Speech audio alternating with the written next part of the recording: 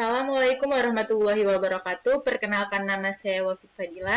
Apa kabar semuanya hari ini? Semoga semuanya selalu dalam keadaan sehat walafiat.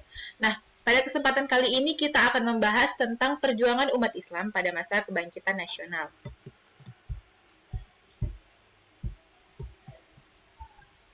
Nah, di sini sub-sub pembahasan kita yang pertama ada kondisi politik umat Islam pada masa kebangkitan nasional.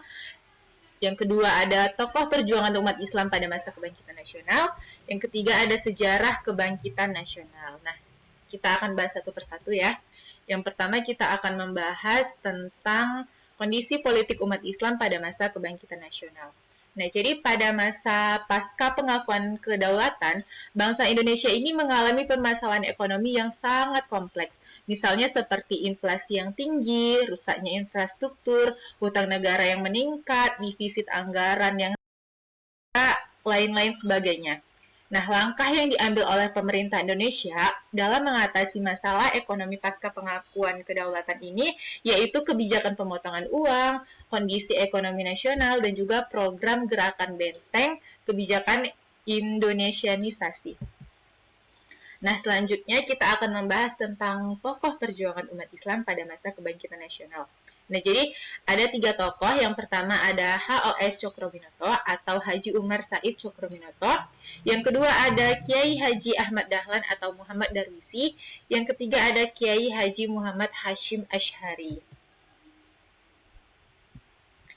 Nah, ini adalah foto atau gambar Haji Umar Said Cokroaminoto. Beliau lahir di Ponorogo, Jawa Timur pada tanggal 6 Agustus 1882 dan juga meninggal di Jakarta pada tanggal 17 Desember 1934. Pada saat itu beliau wafat di umur 52 tahun. Nah, Cokroaminoto ini adalah anak kedua dari 12 bersaudara. Ayahnya bernama R.M. Cokromisena, salah satu seorang pejabat pemerintahan Indonesia pada saat itu. Kakeknya adalah R.M. Adipati Cokronegoro. Nah, beliau ini pernah juga menjabat sebagai Bupati Ponorogo. Nah, selanjutnya ada Kiai Haji Ahmad Dahlan atau Muhammad Darwisi. Nah, ini adalah gambar atau foto dari Kiai Haji Ahmad Dahlan. Nah, beliau ini lahir di Yogyakarta pada tanggal 1 Agustus 1868 dan juga meninggal di Yogyakarta pada tanggal 23 Februari 1923 pada umur 52 tahun. Nah, beliau ini adalah seorang pahlawan nasional Indonesia. Beliau ini adalah putra keempat dari 7 bersaudara dari keluarga Kiai Haji Abu Bakar. Nah, Kiai Haji Abu Bakar ini adalah seorang ulama dan juga khotib terkemuka di Masjid Besar Kesultanan Yogyakarta pada saat itu. Ibunya adalah putri dari Haji Ibrahim yang juga menjabat sebagai penghulu Kesultanan Yogyakarta Hadiningrat pada saat itu.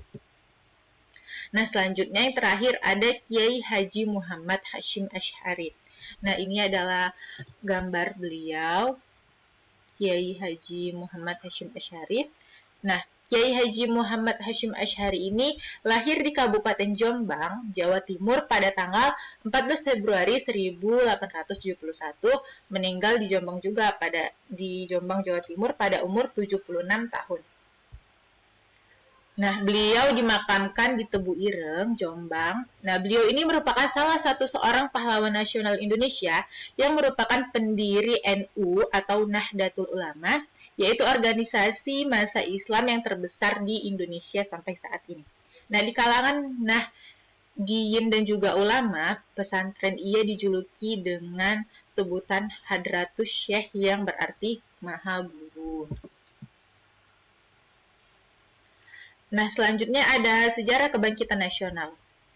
Nah, sejarah kebangkitan nasional ini bermula pada saat bangsa Indonesia mengubah caranya di dalam melawan kolonialisme Belanda.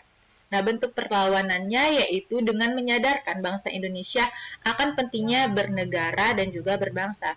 Maka lahirlah berbagai macam-macam organisasi politik di samping bergerak dalam bidang pendidikan dan juga sosial yang dipelopori oleh Budi Utomo pada tahun 20 Mei 1908.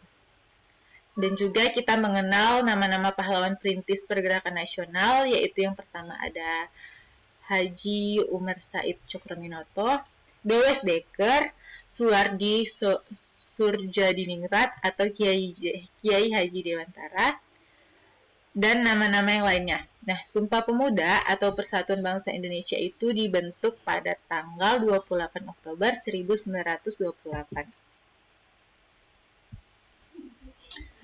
Nah, selanjutnya kesimpulan yang dapat kita simpulkan pada materi kali ini adalah perjuangan bangsa Indonesia di zaman kebangkitan nasional adalah dengan berdirinya organisasi-organisasi pergerakan nasional yang melahirkan semangat persatuan, kesatuan, dan juga nasionalisme dan juga kesadaran untuk memperjuangkan kemerdekaan bangsa Indonesia. Nah, sekian dari saya. Mohon maaf apabila ada kesalahan. Assalamualaikum warahmatullahi wabarakatuh.